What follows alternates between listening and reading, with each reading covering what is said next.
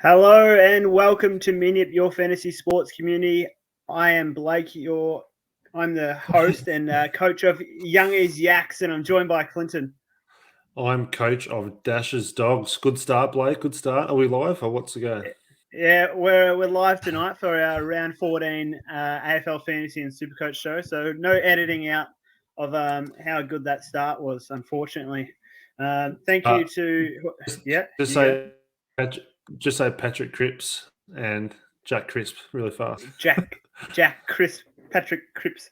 I'll just post the live show onto our Patreon, Clinton. Thank you for anyone who does watch the show, and make sure you leave a like and subscribe to the channel.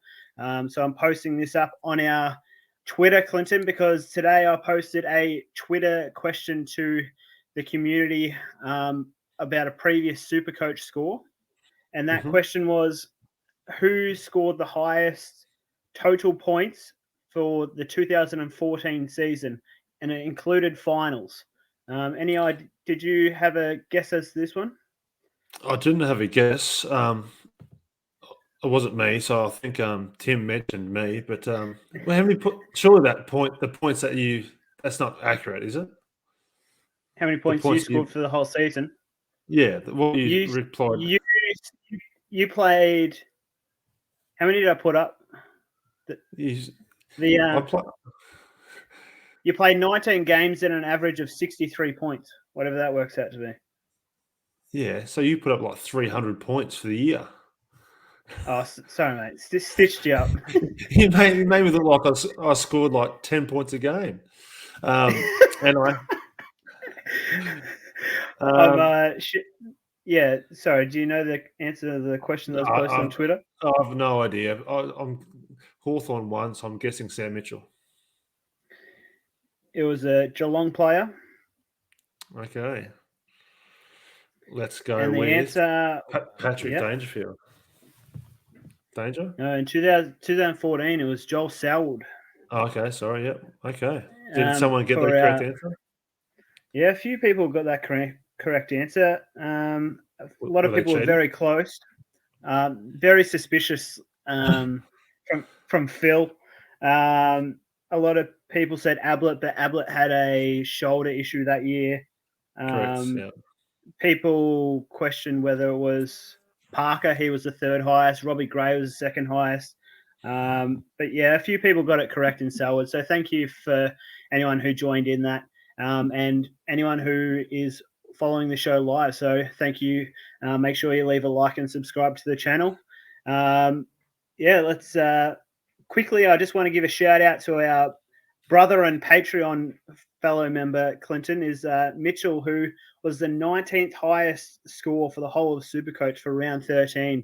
He likes to go with a few unique options at the start of the year, Mitchell, but his team's starting to come good now, and I fear that he'll catch you by the end of the year, Clinton.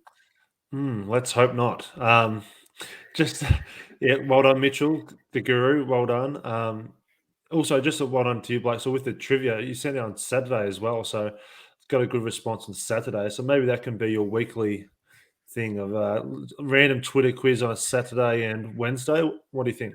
Wednesday, yeah, ongoing from now on. I think the Wednesday and Yeah. Saturday morning the quizzes. So make sure you get around that. I'll try and make sure they're not too easy for the community. I know there's Azza, who follows us on Twitter, Clinton. He sends me a private message with the answers because he just knows it. He's that confident to not even comment it on the post. He sends it to not ruin the quiz. So thanks, Az, for joining in there. Let's get into the show and do a round review of Supercoach from round 13. I'll kick off, Clinton, and I scored one less point than what I did last week. So I scored 1,942, which improved my rankings by about another 2,000. So moving up 2,000 each buy round at the moment, and that gives me a rank of 4,077. My trades from last week, I traded out players who weren't playing in McCartan, DeConing, and Tim Taranto, who I should have traded out earlier. And I brought in Walsh with a score of 75. Max Gawn with a score of 70, and Dean from Collingwood, who didn't play, but I needed a rookie defender, so he didn't play and scored me a 0. So collectively, my trade-in scored me a total of 145. I VC'd Walsh, who I brought in, so that failed. And then I captained Gawn. So it wasn't a great week for my captaincy options or my trade-ins, and yet I still improved my rankings by about 2,000. So pretty happy with the rise rank, and overall pretty happy with my score of over 1,900, considering the carnage that happened last week, and looking for another boost this week. How did you go, Clint? Not as great as you, Blake. I scored 1790. That's due to the fact that I had 17 playing. All I needed last week was 4 of the rookies to survive, and I think only 2 did. So it was pretty disappointing on that front. I'm now at a rank of 1,370. So still ticking along okay. I think the biggest differential for my team was I traded out Cornelio about a month ago.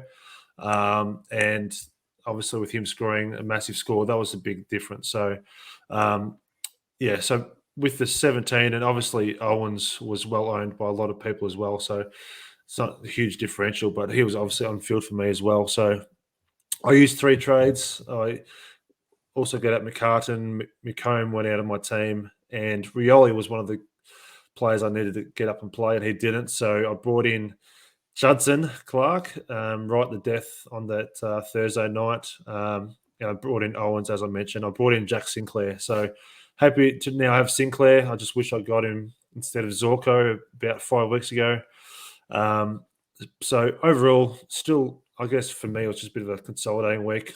Obviously, missing out Cornelio didn't quite pan out for me, but I'm still in an okay position and ready to have a good week this week. I VC'd Sean Darcy, which didn't pan out. And the big positive of my week was the fact I did captain Oliver. So massive first half, very disappointing third quarter, but then he brought it home with a solid score of 141. So, in a strong position this week. It's going to be interesting. I've got many ways I could go. I have no idea what I'm going to do yet. Yeah, that's all right. Your team's in a good position with a high rank there, Clinton. Well done on captaining Oliver. I wish I had done the same against Collingwood, who apply no defensive midfield pressure at all, but they still won the game. Let's get on to Guess Who now.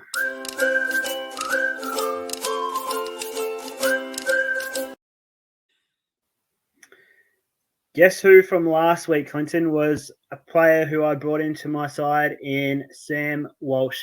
So he was my guess who. I brought him in, I VC'd him, and he put out a score of 75. So, but I was there at the game, and I actually thought he was playing quite well live. I think it was just because it was a wet weather game, and they were bombing it long a bit and just outplaying Essendon around the ground. So in the wet, his disposal efficiency was a bit down. So I don't really have too many concerns about his score. I think he'll be able to bounce back. Did you see that game, Clinton? I didn't see it at all. But in saying that, have you seen the forecast for tomorrow night? Wet again, is it? It is, but I think he's one of those players. It just didn't go his way last week, but he's a player that is right on that cusp of whether he's top 8 or not. So I think he's a good pick. Just didn't quite go your way on the weekend. It's just a bit like several players at the moment. Every player has a bit of a down game occasionally, and I expect him big score this week. Yeah. This week's Guess Who for you, Clinton. People might be looking for another forward this week. This player has been averaging 120. Himmelberg is not correct. I knew you'd jump on that bait. I was fishing for it. Is it been averaging 120 across his last 3 matches? He has put up some big scores in previous seasons. In his next 3 games, he plays against West Coast and North Melbourne in those 3 matches. He's 490k and has a break even of. No, he is a big forward though. No, you've stumped me. Jeremy Cameron. Mm. I'm tempted almost to make a rule that I should be bringing in my Guess Who players because he's on my list of targets this week as a potential in, coming up against West Coast this week and then North Melbourne in a couple of weeks after that. I think he can put up some pretty big scores across the next three. I think throughout last year, he had issues with his body. I think watching him at the start of the year, I'm not sure if he got injured at the start of this year or not. I can't remember, but watching, I think he had hamstrings issues at the start. Yeah, maybe in the preseason, yeah. So I think watching him the last couple of times I have, the last couple of games before their bye, he was just running around and he looked in great condition. So, yeah, I don't mind it, but will he enter my team? No. But he's he's one of those smokies that these are the types of players that our brother Mitchell would pick. It's just like one of those ones that if you get on and he'll kick 8 goals, yeah, it's just yeah, I wouldn't be surprised if he does score really well those next 3 weeks, but I'm not brave enough to do it. Yeah. Let's get on to the bold predictions, Clinton. So, but just quickly, if you are watching the show live, make sure you leave a comment of questions for your team so we can cover that in the community questions. Bold predictions for last week. I'll kick off with my first bold prediction from last week, Clinton, and that was on Lockie Whitfield to bounce back, and you wouldn't let me have 95 That above was 95. pathetic. And so I raised it to 100. Should have and been he 120. 120. And he went 118. So I got my first bold prediction correct. My second bold prediction was on that Darcy Cameron would fail against Melbourne with Gawn's injury. But even before Gawn got injured, I thought Darcy Cameron was playing exceptionally well. He was winning the hitouts very early on, and it was very impressive. Put out a score of 103. He is in my team, but so can't complain too much about what he scored. Your bold predictions from last week, Clint? I failed once again. I predicted Gawn and Cameron to score 300. It was made quite difficult when Max Gawn did his syndesmosis injury in the second quarter, and he had a Mike Tyson back injury, which didn't help either. And I predicted randomly Jaden Short to bounce back to his premium bests to score 130 plus. He didn't do that, but he still scored well. So, yeah, maybe tomorrow night he can do that for me. Let's get on to our bold predictions for this week, Clinton. And my first bold prediction is that Walsh will bounce back and score 140 plus. I like that. He's not on my team, but I wouldn't want to put a Moz or anything on any player in the AFL. So that's up to other people if they do that. And I also like that number you gave because the two players that I actually have written down here 140 plus. So it wasn't predicted that we'd do this, but it was a plan, I should say. But I'm predicting the first one is Jack Macrae. He's obviously been a bit down at his best the last month. And for me, versus the Giants, this just smells like a Jack Macrae game when everyone's looking at VC and C options. I haven't heard anyone mention Jack Macrae this week. And yeah, I think maybe this is his time to really step it up. So I'm predicting Jack Macrae to score 140 plus. Will I have the VC?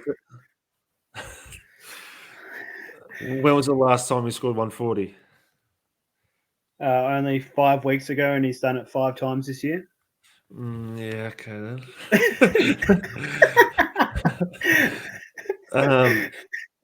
But his last 4 years, yeah.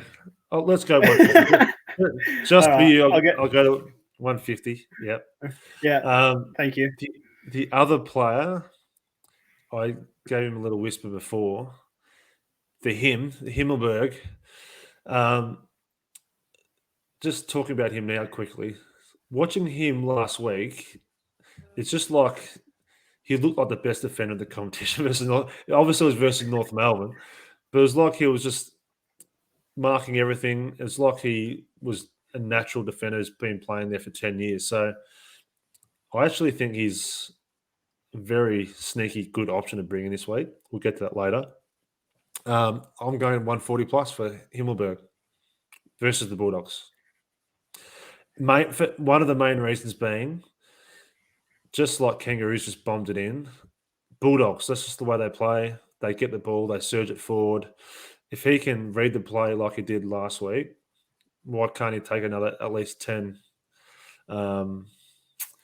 intercept marks? So 140 plus. There you go. My Moz for this week. It's like this was planned, but it wasn't. Carry on. Mr. Himmelberg to score under 90. Well, it's possible. So coming off the back of playing against West Coast and North Melbourne in the last 2 games, it might have just been some inflated scores there. So I'm going to go Himmelberg to score under 90 this week. Okay. It's definitely possible, but... And that concludes our bold predictions for this week, Clinton. Let's get on to some... Hang on a second. Just 1 second. You spoke about Himmelberg, McRae and 140 plus. What's Himmelberg's average for the year? No idea, to be honest. His average I can look it up. Is 80. And your bold prediction is that he's going to score less than 90. Is that really that bold, is it? I'll go below 80 if you want. Okay. Doesn't matter. Off the back of what he's done the last 2 weeks. Okay. All good. Whispers for this week, Clinton. Big whisper today. Yeah, I don't know if anyone's heard it, but Max Gawn is out for at least the next 3, and it could be out for up to 6. I saw mixed reports of how long he'll be out for, Clinton, but I think it actually makes the game a bit more interesting rather than everyone just having a set and forget strategy. It forces the Supercoach community to really think about what they're doing with their rucks, and it creates more strategy in the game, I think, when it's unlucky for... I obviously don't wish any injuries upon players, Clinton, but I think it makes Supercoach quite interesting when this kind of thing happens. So, yep, he's out. Must trade out, being at this stage of the year, in my opinion. And team news for tomorrow night for the Richmond and Carlton game. Tom Lynch is back in. Yep. Can I interrupt? Sorry.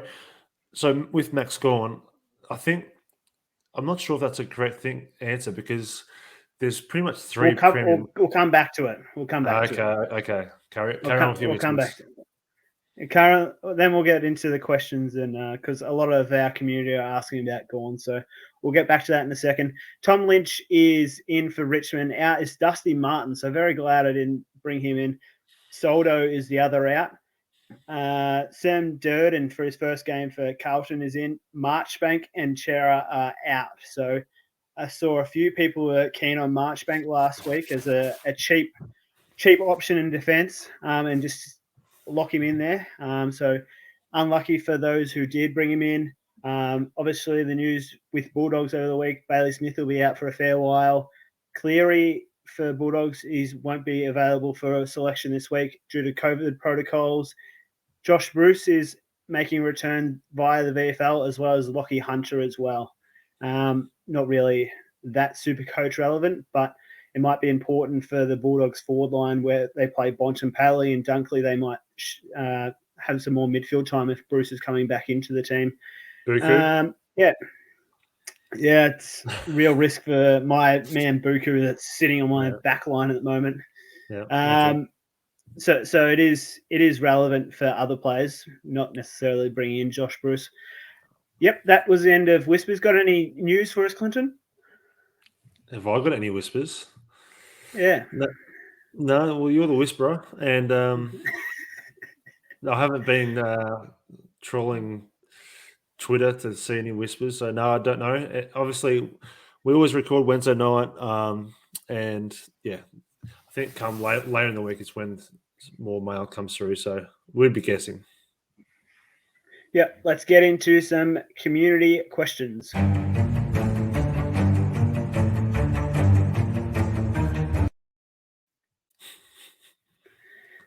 Always your favourite soundtrack there, our community questions, Clinton. Yeah. Let's cover Max Gawn, who I just said he was a must trade out at this time of the year, Clinton. It really will be different for every Supercoach how they approach this strategy, whether they've got coverage there as an R3 or whether they can swing Tim English into the rucks, or what's your opinion on Max Gawn? Well, what you said before was quite interesting because in terms of the ruck line, I think a lot of people are eyeing off Tim English in the forward line. So in terms of the two premium rucks, there was three options, and they were Gawn, Darcy, and Witts. And a lot of people already, I guess, made their bed with that. They'd already had two of those three. And obviously, Darcy was the lower owned of the three, but a lot of people had bypassed Gawn and weren't getting him. And so it wasn't as if Gawn was in 80% of the competition. He was only about, I'm guessing, 50. So possibly even less, slightly less. So I think it's one of those ones which I know personally, I was over the course of last month, those who didn't have Gawn, I was hoping they'd be punished because I thought he was the R1. He just wasn't quite informed the last month. So for owners like myself, it's quite disappointing because now I think it's going to even make the teams more similar, if that makes sense. So his injury will make that happen. Whereas, as I said, people were juggling between those three, and some people might have had English in the rucks as well. So I think for as you said, it's good for the competition. I'm not sure if it is, because I think it's going to make it more similar. That's just my opinion. Gawn's currently in 55% of teams, and I imagine that's probably dropped about 5% since the news came out. I would say. Yeah, it's just one of those things. I'm just seeing a lot of teams, and a lot of people are just already didn't have him in their team, and they had Wits and etc. So yeah. Sean Darcy's only in 7% of teams. Yeah, well, as I said, in terms of the three premium options, those are the three. Gawn's in the short term going to be out, so I think it's going to be making teams a lot more similar. So that's just my opinion. But you agree that he is a must trade out? Yes, and the question about how long he's going to be out for, nobody knows. So I think every injury like that, it could be 7 or 8 weeks. I know Zach Merrin and Sam Walsh came back really quickly from their injuries, but not too long ago, that type of injury was 2 to 3 months. So it's going to be interesting. And depending on how Melbourne goes, maybe they won't rush him back as quick as that. So definite trade, unfortunately. Talking to a friend today, he was thinking about bringing in Luke Jackson, who takes the number 1 ruck position now. What are your thoughts on that? I must admit, the first thing I did when I heard the news was I went onto Supercoach to check Luke Jackson's price. Obviously, they're on a buy this week anyway.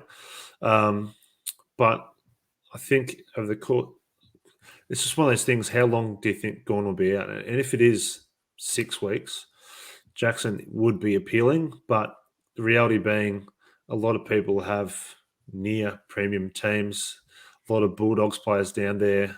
So if everyone's going or thinking about Himmelberg this week, I dare say Luke Jackson will be a similar thought next week. But by that stage, I'm not sure how many people will be wanting a player like that. But if you're a bit behind the 8 ball, you need a forward, cheaper, good option. I wouldn't hate it, but I'm not. I don't think I need him. Especially if you had Teakle as a R3 and he gets a game this week, that could be a good option. Bit of self-promotion from our brother here in the comments. Next question was, last week I asked about the impact of Fife coming into the team. Brayshaw still put out a score of 135. Sean Darcy scored 91. Fife himself scored 83. Will Brodie only scored 82. Any concern for Will Brodie's role going forward? I'm not concerned for his role. His role stayed the same. It's just, maybe each week Fife slowly plays more midfield minutes. So maybe it's a slow build for him in terms of the midfield.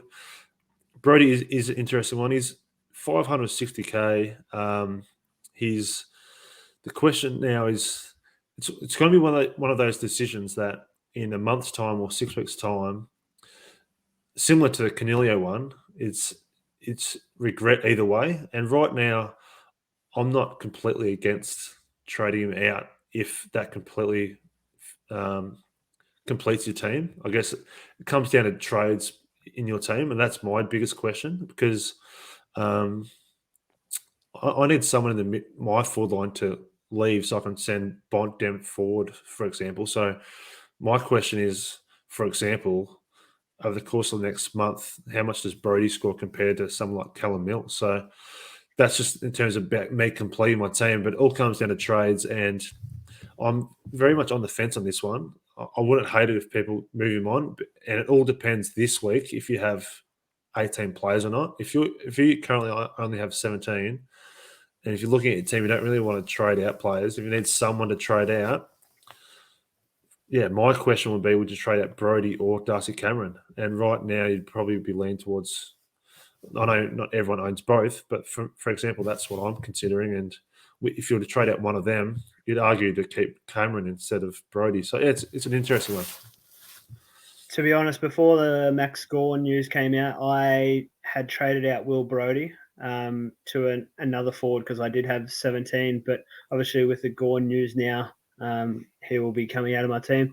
Yeah. Let's discuss some GWS players, Clinton. After the last two games against Eagles and North Melbourne, I think Bruce will return to the side this week. B, was it the worst trade of the year getting rid of Canelio when we did it? C, is Whitfield back and on everyone's radar now? And D, which you've already answered, my question was Himmelberg's scoring inflated over the last 2 weeks? On Canelio, or in terms of A, yes, I probably do agree that Bruce comes back. But a lot of people have moved on from him now anyway. If you've kept him this long, well done, because I do think it's going to pay off, but I'm not sure, if you've subtracted the amount of points you've lost by keeping him. Canelio is an interesting one. They were playing, who are they playing? Kangaroos. I don't think his high scoring like that continues, obviously. He won't score that much, but I still have question marks in a few weeks when a few other midfielders return if he stays in there as much. And if he does then start spending a bit more time forward, I don't see him scoring that high. So I still have doubts about him being a top 6 forward. I know people who are owning him now are jumping over the moon. That's a stroke of genius, but I'm not convinced. So in a couple of weeks' time, we'll revisit that. So if you've moved on from him, which we have, I believe, I wouldn't reconsider getting him back in. I think that's the decision you've made. If you've got him, well done. You've got all those points the last few weeks. But yeah, I'm still not convinced about him being one of the top forward premiums. Whitfield, yes, he looks good. I'd still like to see it for at least 1 or 2 more weeks. And only in the case of one of my premiums getting injured would I consider that. So, yeah, I think that answers that one for itself. So, Himmelberg, as we've touched on, I don't think it was inflated. I think he looked amazing. I think it's not too dissimilar. I think he looks like a more mature James Sicily when he first went back. Sicily went back and started taking all these marks and kicks. Himmelberg, I think, is a bit older than what Sicily was when he first went back, and he just looked great. So I can't see his role changing. The way they share the ball around, he's actually taking a few kick-ins as well. maybe he's just a brand new Supercoach cheat code, and it's just one of those ones. If you don't jump on him this week, it's too late. So I'm very, very tempted. The question I have for you right now is: would you trade out Will Brodie for Himmelberg? No, because I didn't see the GWS game last week, so I'm not as confident as you are on him. One more. If you have 19 players, so you've got enough players Yes. this week, would you trade out Zach Butters to Himmelberg? No. Okay. Interesting. I think between now and tomorrow, if you get a spare hour or so, try and watch some Just watch highlights first or quarter. watch a bit of Himmelberg in action. That might sway you. I'm very tempted. I think I prefer to not watch it and just go with the theory that it was against a terrible team and that his score was inflated. That way I won't get sucked in at all. If he did it against a terrible team, against better teams, the ball will be down there more often. No, I'd be playing against better forwards who would provide That more of a is contest in the air. that is a good answer, Blake. Well done. Thank That you. is a correct. That is the correct Uh, answer. that is the correct answer. Best rookie options for this week. But if you have the depth, if you had 18, 19 players this week, would you consider bringing a bargain basement 102k player instead of a playing rookie, just so you can get that bit extra cash generation? Did you say non-playing rookie? Or just a 102k option? Um, Depends on your team. I think what I'm seeing, there's a lot of people who have 18 already. So um, it all depends who you're training at. Also, so I wouldn't be trying to force out players unnecessarily if you've, especially during these buy rounds. So it all depends if you have 18 or not. But um, I know, for example, yeah, Owens was a unfortunate miss last week, and yeah, so it's just one of those things. Judson Clark, for example, I know he's already in my team. So all depends. Yeah, all depends on your line, how it frees up your funds. So um, Judson Clark looks like he's got some job security in the short term. Um, Sam Durden looks like similar in the back line. So I know in your case, probably would have been ideal if you got him instead of Charlie Dean, maybe. But everyone's different. So um, yeah, I guess the caution is in a few weeks' time, if we're nearing full premium, or if we've got premium, we're low on trades. If we get a couple of injuries late in the year, you want to be careful of making sure you've got a bit of a bench. Yeah, I think Judson Clark's probably got the best break even going into this week as a rookie option. He's only played But one game. I think correct, and so he's not going to go up in price after this week, the week after.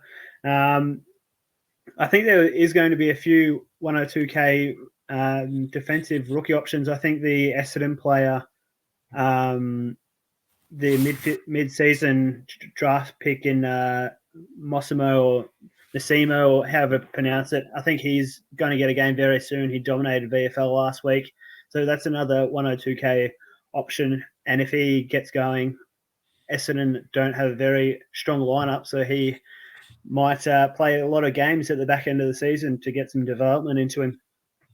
Did you have any other? Actually, I've got some questions from the community, Clinton. That's the segment we're in. From our Patreon, sorry, but I Yeah. forgot about them because they weren't Supercoach related. Oh, JR Galley asked KFC or McDonald's, and then the Lion King added surely Hungry Jack's is in that conversation as well, but I wouldn't have thought so, Lion King. So KFC or McDonald's? well, it's interesting. I'm not the biggest Macca's person, to be honest. My order would be KFC, Hungry Jack's, McDonald's. Oh, no, you're crazy. I'm not crazy. And then Red Rooster. Yeah. Don't mind a flavour roll. Yeah. Uh, from Az, when is Manscaped sponsoring the show? Well, it's a very good question, Blake. I see it everywhere. So maybe we just need more subscribers and more likes on this channel, and then we could be promoting Manscaped. I'm looking forward to seeing how you promote that. Yes. Caleb asked about Whitfield and Himmelberg, so thank you. We've covered that, and there was a few questions in there about Gorn, so we've covered that. That was all from community questions. Clinton, anything? Yep, yeah, I'm sure you've got something to add. No, it just looks like you're that desperate to get Manscaped on board that you're growing a pretty scraggy beard. So they look at they watch the YouTube channel so they can. There you go. Yeah, any kind of shaving sponsorship would be great. Okay. Was that all you had to add That's all about I had. Yeah. Supercoach?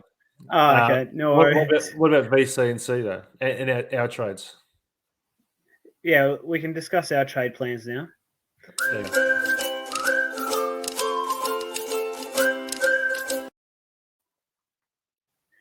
Yep, let's get into our trade plans for round 14, Clinton. So, my plan at this stage. So, I've got 7 trades without doing any trades. I'm planning on using all 3 of them this week and leaving me with 4 for the run home. So, I'm going to be trading out Gorn, Curtis from North Melbourne, who got me a little bit of cash generation, and Christian Petrarca for Clark, Jeremy Cameron, and Callum Mills, with a VC on Walsh again into a captaincy of Tuke Miller. Okay. Which would make my ruckman Witts and Tim English. Good luck, Blake. Just quickly before I get to my team. So instead of English playing forward, so instead of just getting, who did you say is your rucks? Who did you say was your ruck? It was Witts and Gorn, but I'm going to trade out Gorn to move English into the rucks, and then bring in Jeremy Cameron. Yeah, well, that's just an interesting question because people who have Gorn, I know, for example, I've got Gorn and Darcy, and a lot of people have Gorn and Witt. So it's one of those things that you're backing in Sean Darcy not to factor in the second half of the year. Is that right? After his last 2 weeks, I can't trust another ruckman to be scoring highly for the rest of the year. Yeah. Well, yeah, I guess. Yeah. Good luck, Blake. Petrarca out is a very interesting one, but I won't try and change your trades. Good luck with what you do. Being down to 4 trades is going to be interesting. I've also got 7 at the moment, but I'm not sure what I'm doing this week yet. I'll get to minus X. Carry on. What are you going to say? So ultimately, I'm trading Gorn down to Jeremy Cameron, which generates me enough cash to upgrade Petrarca to Callum Mills, who I think will outperform Petrarca for the rest of the year. Yeah, it's just one of those ones. He's selling Petrarca at such a low price now, and I think he'll be one of those players that gets Melbourne up and going again the second half of the year. So, yeah, but good luck. Yep. Your trade plans for round 14? My trade plans with the recent news of, I had sort of set it in my mind of doing quite a few different random things, but next Gorn injury means I'm getting Jared Witts. I haven't owned him all season. I'm going to keep Tim English down forward, which will leave me with, from next week, Darcy and Witts in the ruck. So that's one trade gone. That all depends on team selection, but I think that will leave me with 19 playing. So I don't need to make another trade. However, the other trades which I'm contemplating, and I haven't settled on this. I'm still contemplating Zach Butters or Will Brodie. So they're the two that are not completely locked in my team. And the 2 players that I'll potentially bring in is Mills or Himmelberg. So I'm weighing up those names, and I could just do one, and I could just do Brody to Mills, for example. I could do Brody to Himmelberg. Yeah, so I haven't decided yet, but that's in terms of completing my team. I'm obviously running the risk similar to you of going low on trades, but in terms of this week, I'd be just ecstatic looking at my team. But the question is, if a couple of weeks if there's injuries, so I'll be weighing up that dilemma for the next 2 days. Butters has been averaging 103 across his last 3 games. I just think it's a good point to make. I just think with his recent injury, there's still not rock solid evidence he's playing this week for number one. And secondly, with Port Adelaide, I think their loss on the weekend will hurt them. I wouldn't be surprised if Sydney beat them this week, whether Butters plays or not. But then in their situation, I don't think they're making finals. They could trial things. That could be a positive for Butters. It could not be. And if he's a type of kamikaze player. If he gets another slight injury, there'd be no hesitation in, I think, getting his body right. And if there's any real risk, why would they play him? So that's a part of that factor as well. So from his injury on the weekend, am I confident he's going to come out and score at least 100 this week? I'm not confident. So why not jump on a Supercoach gift in Himmelberg? We'll see. I don't know.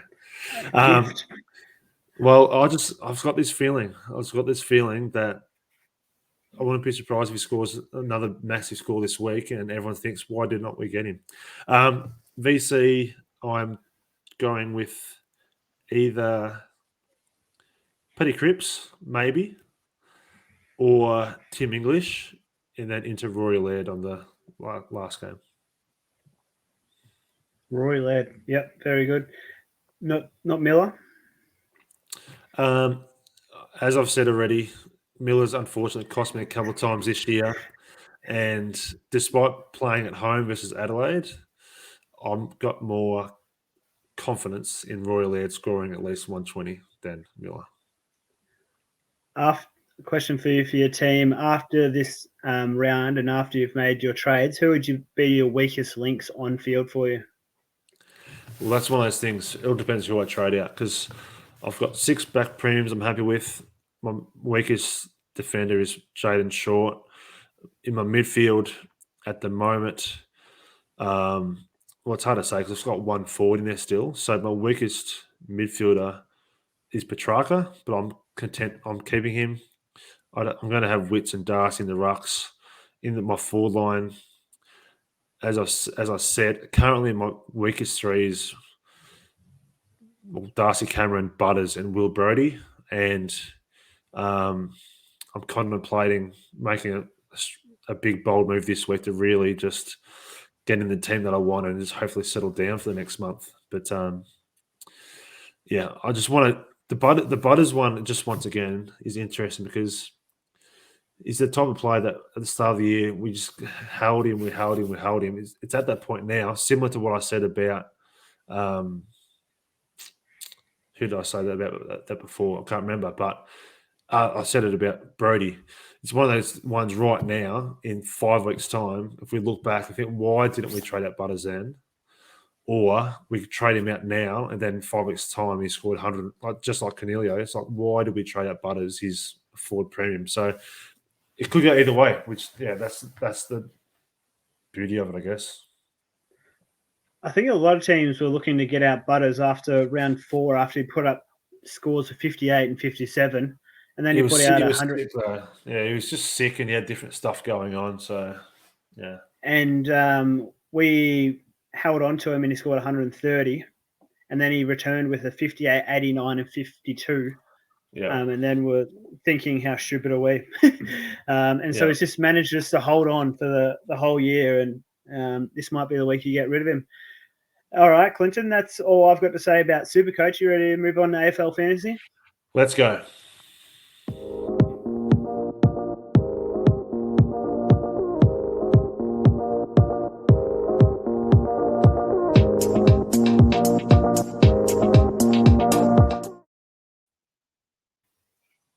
I really don't like this switch from Supercoach to AFL Fantasy. This little clip. I don't want to pretend like we haven't been here for the last 45 minutes, but I also want to transition into the next segment. So I'll work on that going forward, Clinton. Good luck. Let's get into a round review of round 13 for AFL Fantasy. To be honest, I don't want to talk about AFL Fantasy too much after what happened last week to me. I scored 1,574. I took a massive overall ranking hit. I'm now 6,185. My trade-ins weren't that bad. I traded in Merritt, Teakle, and Walsh. Merritt scored 88 and Walsh 91. So not too bad, but I would have preferred them being higher, bring in premiums. I traded out Bailey Smith, who had to go, Witts, and Greg Clark, who was my weakest link going forward. So overall, would have preferred them to go better. But the thing that really let me down again was my captaincy. I VC'd Merritt, who I didn't choose to follow through with, who only 88, but it would have been better than Max Gorn's score of 67. I only had 18 on the field, and so I copped a fair few low scores there. So not a great week for the Yaks, Clinton. Yeah, it's not ideal. I didn't fare much better. I'm just trying to look at my team quickly to make sure who I VC'd and seed. So I scored 1,600, not much better. I fielded 18. However, as part of that 18, Owens got knocked out for 11. Corey Durden scored 30. So automatically, that's no good because there's a lot of people who had at least 18. So, yeah, I think that was the biggest factor for me. My trades, I took out McCartan. I eventually got rid of Bruce, and I took out Bailey Smith, and I brought in Judson Clark. And I went big on a couple of premiums. I was tossing up a couple, like I think I mentioned Merritt and Whitfield. But I'd end up going Sam Walsh and Josh Kelly. So quite annoying that what happened was I actually VC'd and seeded them both. So I VC'd Walsh. He only scored 91. I had a lot of confidence in Josh Kelly, and from 2 minutes in, I knew he was copying the hard tag. So I knew it was, and I had the C on him.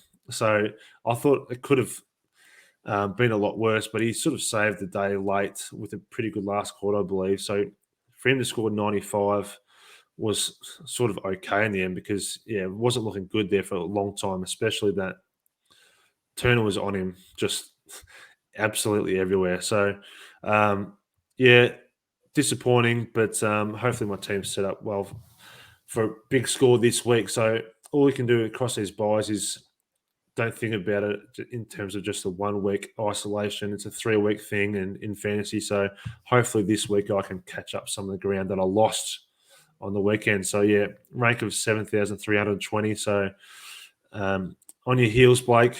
See how this week goes. Yep, let's get into our hits and misses from round 13.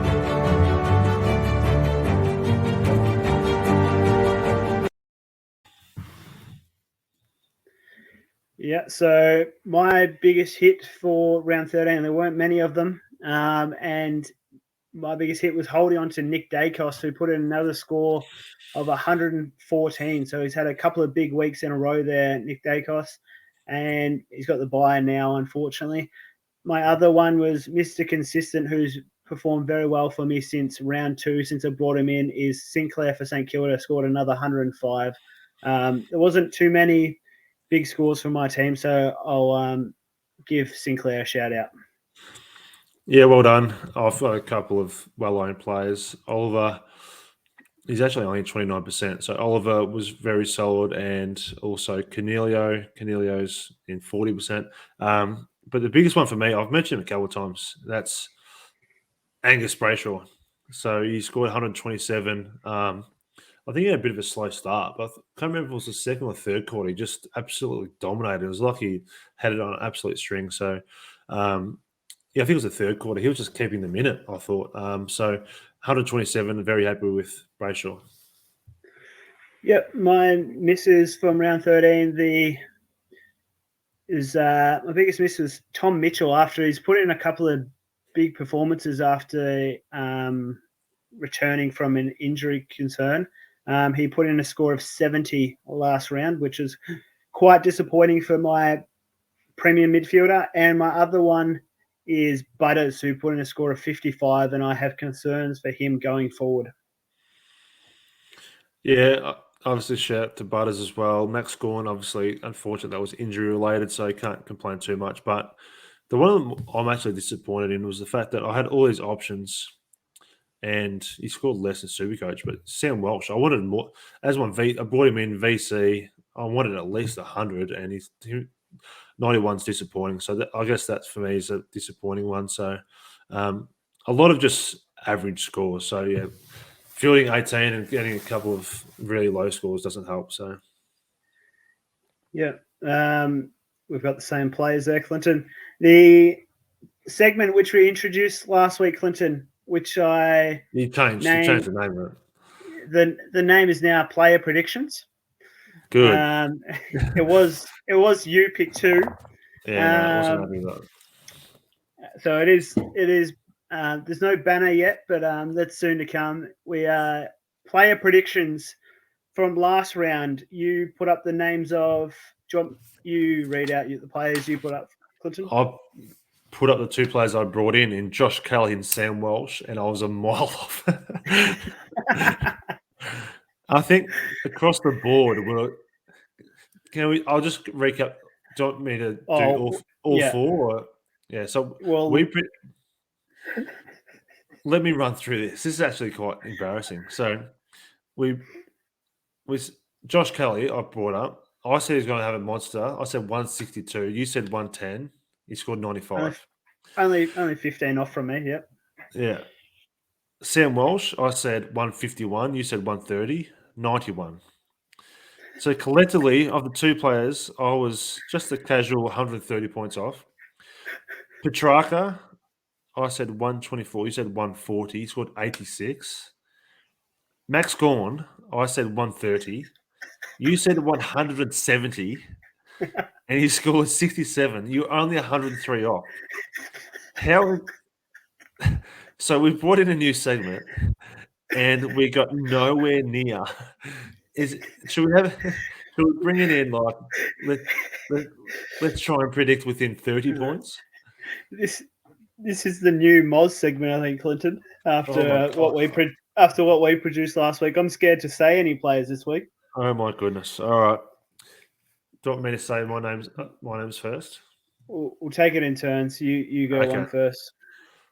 Jack McRae, Blake. What's he going to score? You can guess. I won't give you my. I've already written down my score. I'm going to say 125. Not bad. My prediction was 147. 147. Very good. Wouldn't put it past McRae. Who's your player? My one is Lockie Whitfield. After what he did last week, I think he'll return another 130 this week. I think they'll find it tougher. I'm still not sure if I'm bringing him into my team or not. I'll just go 100 on the dot. Boring. My second. Yep. My second play, Tim English. Have a guess. I've already written down my score. I don't want to. Who's Bulldogs got this week? Sorry. Giants. Coming up against Bruce. I won't be able to match him around the ground, but Bruce might beat him in the ruck. I'll go 110. I'd already had 124 written down. Pretty close there. My final player, who is still in my team, who's been probably traded out by a lot of other teams, that's Nick Martin. I think he can put up a score of 110 this week. Versus? Doesn't really matter who Essendon's against, does it? They're against St Kilda. I don't want to put a moz on him. That's where normally with last week and we've been promoting high scores, but I'm going to put a slight moz on him. I'll say Oh no, you can't moz a player. How could you? it's a slight moz. I'll go 75. Wouldn't be surprised being an SM player letting me down. So It's a slight moz. that's the end of our player prediction segment there, Clinton. Glad we got through that. Well, let's see how we moz them this week. Let's get into some community questions.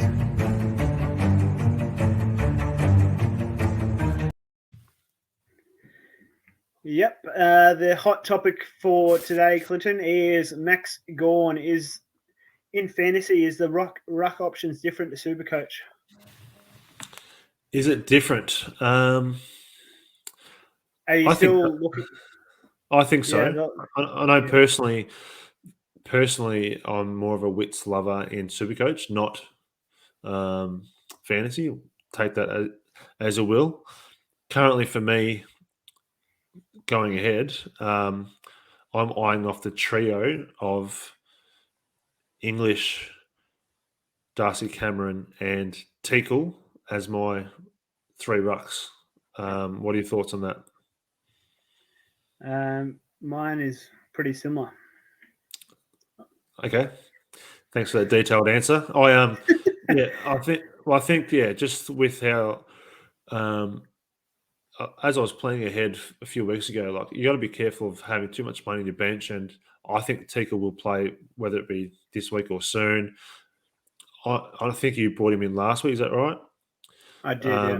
Yeah, I'm bringing him in this week because I want to do it this week because not only does it free up a lot of cash, it's just I don't want to be stuck next week with having 3 rucks and then not being able to trade or make the most of that money, if that makes sense. So that's why I'm doing it this week with Teakle for sure. So I'm going Gorn all the way down to Teakle and then spreading out my money with my other trades.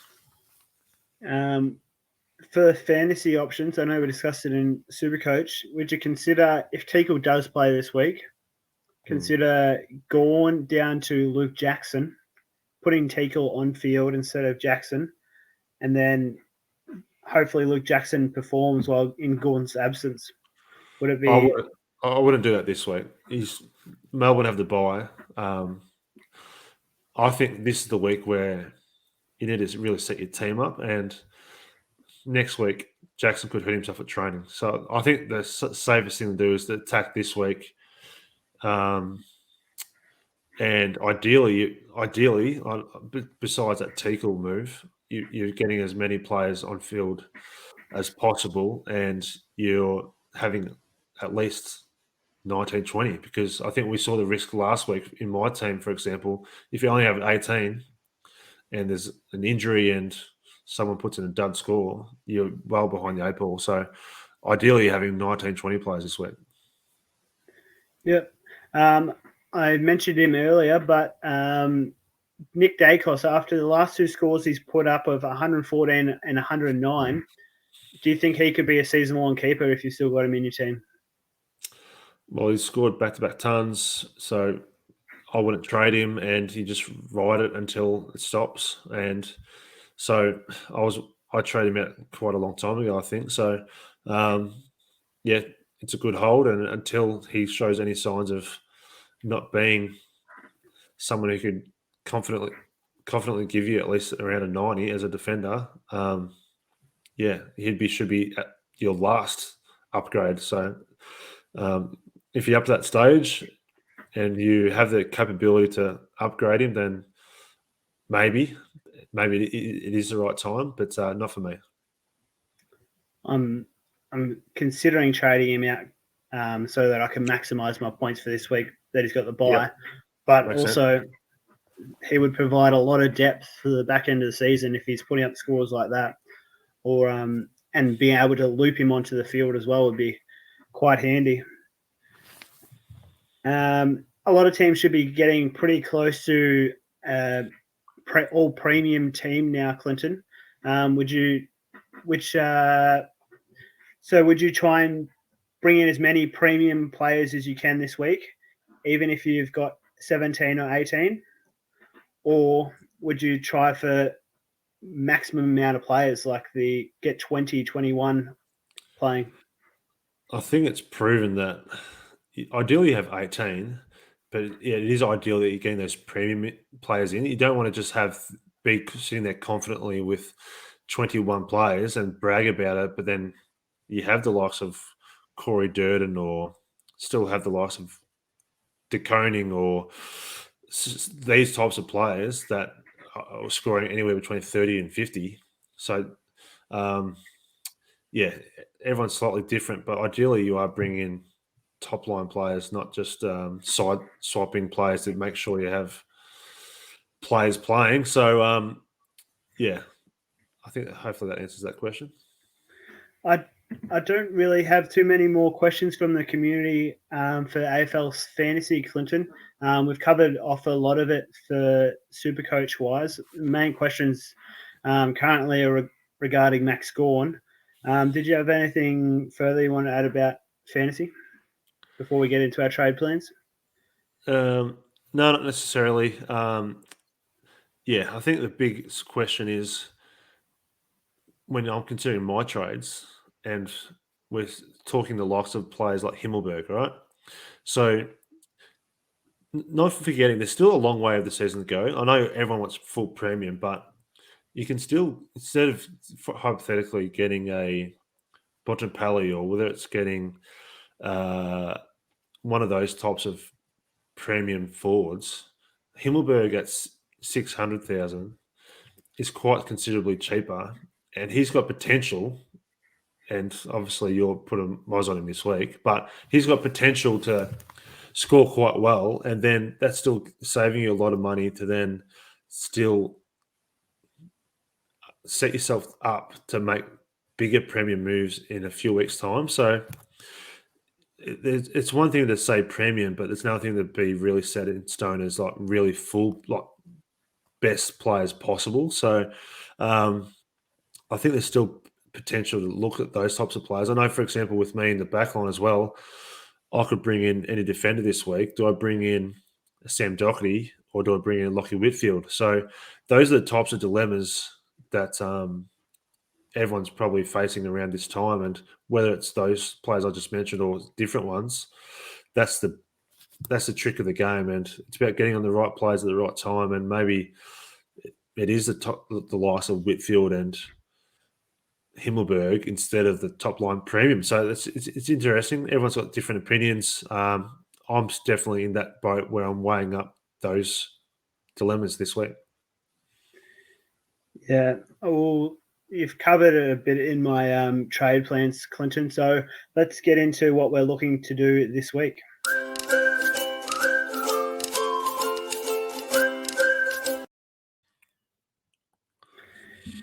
So obviously, I need to trade out Gorn, and my ruck strategy is to swing Tim English into my ruck line.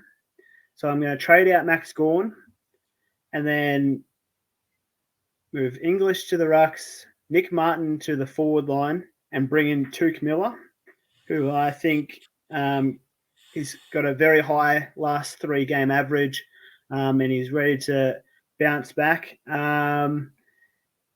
So Gorn out, Curtis out, and Nick Dacos out to bring in Tuke Miller, Clark, and Whitfield.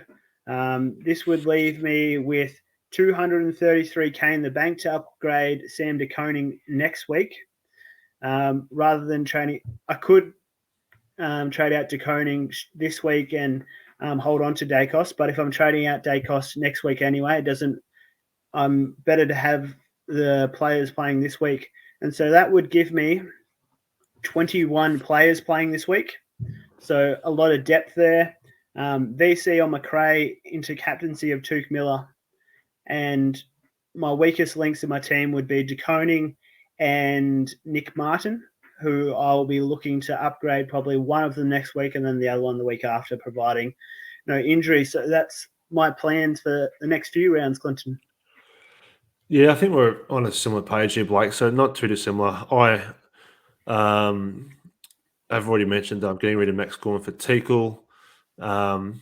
And as I said, I'm weighing up those Giants players. And at this point in time, I am getting rid of. So Dane Zorko is a player that has failed for me. So I'm bringing in Lockie Whitfield for Zorko. And that I've also that allows me to pretty much upgrade one of my cheapest non-playing rookies to anyone I want, pretty much. So Luke Cleary, I think, just got announced as having COVID-related stuff going on. So I'm getting rid of Cleary all the way up to Himmelberg.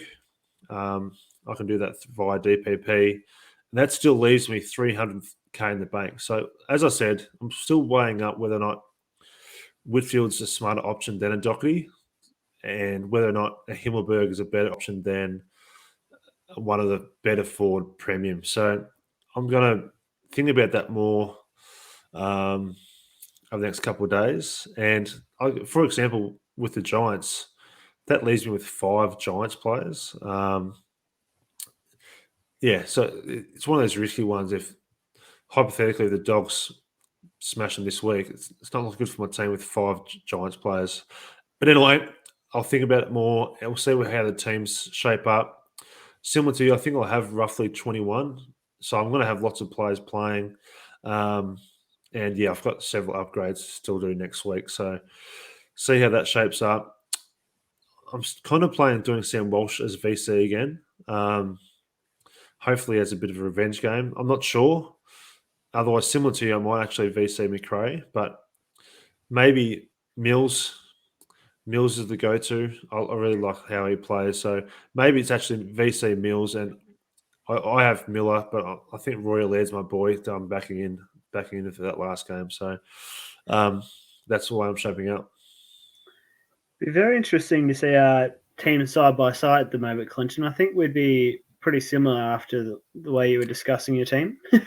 Well, I think we actually are. I think we mentioned a few names, but I think we'd be quite different. It's just we just mentioned similar names, but yeah. Yeah. That's all I've got. As for who would you be your weakest players then? Do you think after this trade? I still need to upgrade some players. So I've kept someone like Daniel Rioli for a long time. I've kept him, and he's about 600k. I want to upgrade him. I've still got Sam De Koning. They're sort of my main two. Question is, how much longer do I keep on going with Zach Butters? So there's several players like that are going okay. It's just how soon I can upgrade them. So they're the few of the names that spring to mind. Do you think Ware will hold his spot for GWS this week? I have doubts. I think he still played all right, but obviously against the opposition, off the top of my head, I don't know if there's anyone else coming back in. So I hope he does because he's in my team in both formats. How about Buku? There's a chance he holds on for one more week, but off the top of my head, did they lose last week? Before the bye, yes. Yeah, that's what I mean. Yeah, I think he's gone, whether it be this week or next. Yeah, I think they lost to Geelong when he should have tagged Tom Stewart out of the game early, but he didn't. Okay. Yep, that's all I've got for AFL Fantasy. Clinton, anything further to add before we wrap up? No, mate. Good luck. It's one of those seasons which we're both quite similar now in fantasy. So it's one of the things I've tried to make moves. It hasn't quite paid off. Yeah, another format where Gorn was one of those ones we just didn't want to move, but now he's gone, and Zorko. So fingers crossed. I just know I've got a bad feeling if I go Whitfield or not, it's going to hurt me either way. So it's interesting, but I think a lot of people will be jumping back on him this week, so I might ride that train. Good luck, Blake. good luck for round 14 to our community, and thank you for joining us. Make sure you leave a like and subscribe on the channel. Yep, good luck everyone for round 14. Bye. Bye.